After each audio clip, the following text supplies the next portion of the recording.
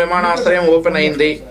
సరే, ఇక ఆ తర్వాత రాజకీయాలు పక్కన పెడితే ఎవరు తీసుకొచ్చినా కానీ ప్రజల కోసం తీసుకొచ్చారు కాబట్టి చంద్రబాబు నాయుడు గారు 2015 నుండి 2019 వరకు చేసినటువంటి కృషిని, ఆ తర్వాత జగన్మోహన్ రెడ్డి గారు ఏం చేశారో కూడా చెప్పుకుందాం. మొత్తంగా 2026 జూలై 31 కాకుండా ఆగస్టు 1వ తారీఖు నాడు చెప్పిన డేట్ కంటే కూడా 5 నెలల ముందుగా భోగాపురం విమానాశ్రయాన్ని జాతికి అంకితం చేస్తూ ఈరోజు ప్రధానమంత్రి గారు ఆయన చేతుల మీదుగా ప్రారంభించడం జరిగింది.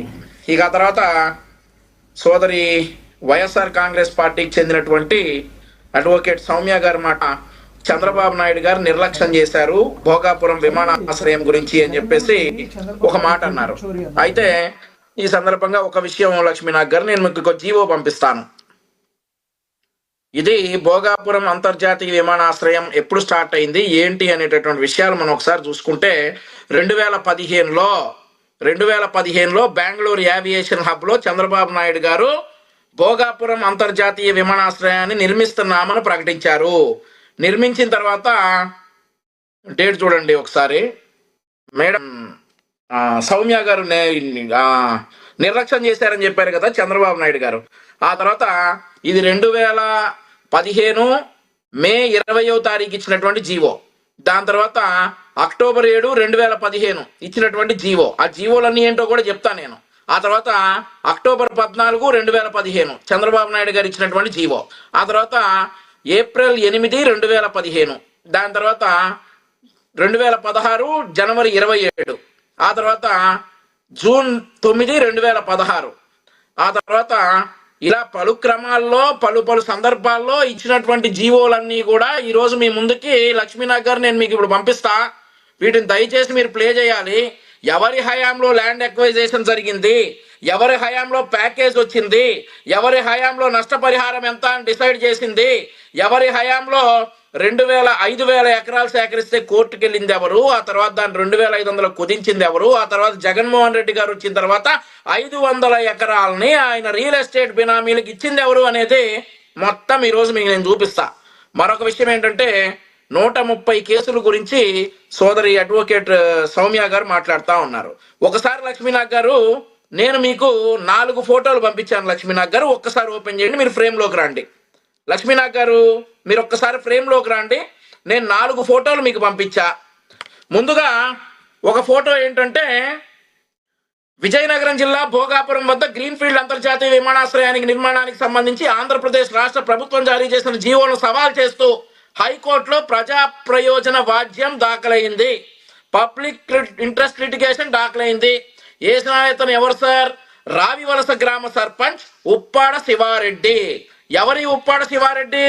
ఈయన ఉప్పాడ శివారెడ్డి అనే వ్యక్తి. ఇతను భోగాపురం అంతర్జాతీయ విమానాశ్రయంలో ఆ విమానాశ్రయం కట్టడానికి అనుమతులు తీసుకుంటుంటే కుదరదు అని చెప్పేసి హైకోర్టులో ప్రజా ప్రయోజన వాద్యం దాఖలు చేసినటువంటి వ్యక్తి ఈ ఉప్పాడ శివారెడ్డి.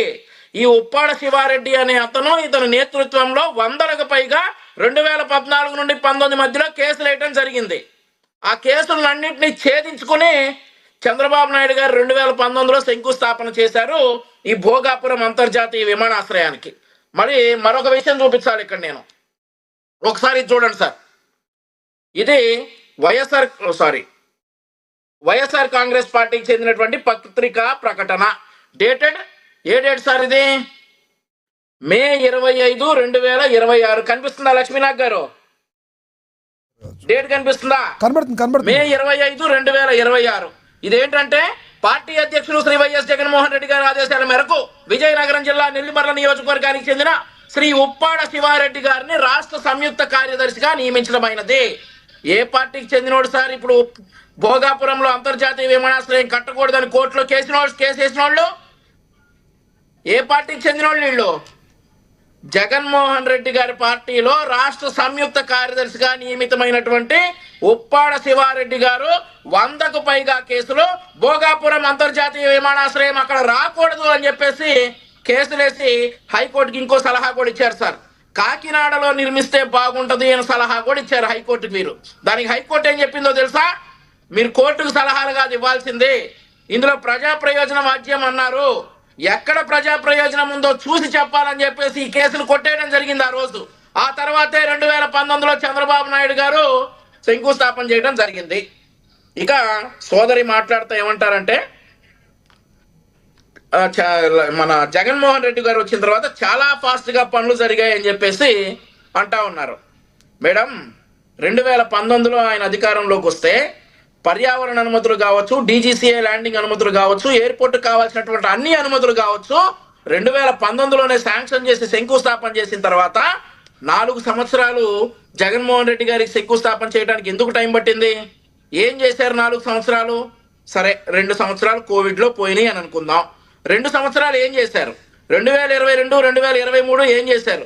2023లో శంకుస్థాపన చేశారు. కానీ 4 సంవత్సరాలు ఏం చేశారు? 2 సంవత్సరాలు మనకు కోవిడ్లో పోయినా మిగిలిన 2 సంవత్సరాలు ఏం చేశారు అనేది నా క్వశ్చన్.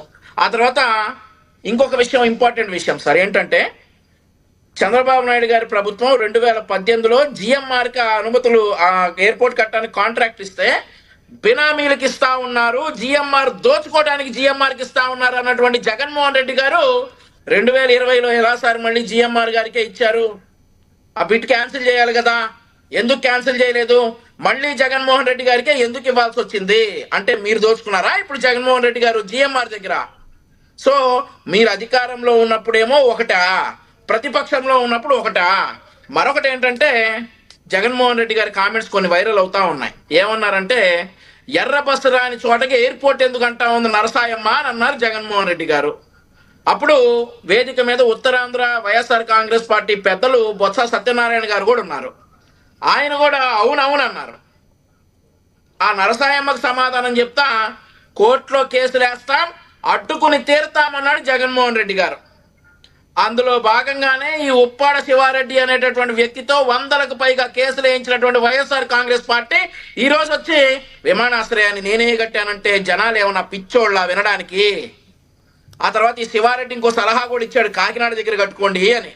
హైకోర్టు అక్షంతలు వేసింది, నువ్వు సలహాలు ఇవ్వడానికి కాదు, ఇందులో ప్రజా ప్రయోజనం ఎక్కడ ఉందో చూపించండి అని చెప్పేసి హైకోర్టు అక్షంతలు వేసింది. ఎందుకు భోగాపురం ఇష్టం లేదు, కాకినాడ ఎందుకు ఇష్టం అంటారు? కాకినాడ ఏమో సార్, మరి అది వాళ్ళనే అడగాలి. కాకినాడలో కట్టుకోవడానికి సలహా ఇచ్చిన వాళ్ళని అడగాలి. మాకు ఆంధ్రప్రదేశ్ ప్రతి రాష్ట్రం అభివృద్ధి చెందాలని, ప్రతి జిల్లా అభివృద్ధి చెందాలని మాకైతే ఉంటది. కాకినాడలో కూడా విమానాశ్రయం రావాలని మాకు ఉంటది సార్. కాకినాడ నేను తక్కువ చేసి చోట్ల కాకినాడలో కూడా విమానాశ్రయం రావాలనే ఉంటది మాకు. మరొకటి ఏంటంటే ఇక ఆ తర్వాత జగన్మోహన్ రెడ్డి గారు మరి దిక్కుమాలిన మాటలు, దిక్కుమాలిన పనులు అని అన్నారు సార్. ఎయిర్పోర్ట్ అక్కడ భోగాపురంలో కట్టడాన్ని మీరు ఇందాక అది కూడా ప్లే చేశారు. ఎవరిసారి దిక్కుమాలిన మాటలు, ఎవరిసారి దిక్కుమాలిన పనులు? మరొక విషయం గుర్తు చేయాలి లక్ష్మీనాథ్ గారు, ఇక్కడ 2022 జనవరి 21న మన ముఖ్యమంత్రిగా ఉన్నటువంటి అప్పటి ముఖ్యమంత్రి జగన్మోహన్ రెడ్డి గారు పత్రికా సమావేశం ఏర్పాటు చేశారు. ఆ పత్రికా సమావేశం ఏర్పాటు చేసి జిల్లాకు ఎయిర్పోర్ట్ కట్టేస్తాను, జిల్లాకు విమానాశ్రయం, ఈ నోటి మాటలు కాదు సార్ ఇవి, మీరు ఒకసారి చూడాలి. ఇది నోటి మాట మాత్రం కాదు, జిల్లాకు ఒక విమానాశ్రయం కడతానని చెప్పేసి అప్పటి జిల్లాకు విమానాశ్రయం కట్టేస్తానని చెప్పేసి జగన్మోహన్ రెడ్డి గారు సాక్షి టీవీలో కాదు, అధికారిక కార్యక్రమంలో జిల్లాకు ఒక విమానాశ్రయం కట్టాలి, దీనికి సంబంధించినటువంటి ప్లానింగ్ అంతా చేయండి, మనం దిగిపోయేలోపు జిల్లాకు విమానాశ్రయం కట్టేద్దాం అన్నారు. ఇప్పుడు జనవరి 21, 2022న జనవరి 22వ తారీఖు నుంచి అసలు ఆ ఊసే లేదు సార్. ఎక్కడ ఆ ఊసే లేదు. సరే, విమానాశ్రయం కట్టకపోయారు. మన రాష్ట్రంలో కాస్తో కూస్తో వెనకబడిపోయినటువంటి కడప విమానాశ్రయాన్ని కనీసం ఒక ఇటుకన్న వేసి బాగు చేశారా? చేయాలా? మరొకటి గుర్తు చేయాలి సార్, ఇక్కడ మరొకటి గుర్తు చేయాలి సార్. ఫైనల్ గా 2023లో ఏప్రిల్ 19వ తారీఖున తిరుపతి విమానాశ్రయానికి అందులో ఉండే క్వార్టర్స్ లో ఉండేటటువంటి అధికారులకి వాటర్ సప్లై ఆపేశాడు సార్ చెవిరెడ్డి. ఈయన భూమన కరుణాకర్ రెడ్డి గారు అబ్బాయి భూమన అభినయ్ రెడ్డి గారు, ఆయన చెప్పిన మాట వినలేదని తిరుపతి ఎయిర్పోర్ట్ అధికారులకు ఉండేటటువంటి నివాసంలో వారి క్వార్టర్స్ కి వాటర్ సప్లై ఆపేసినటువంటి మహానుభావుడు భూమన కరుణ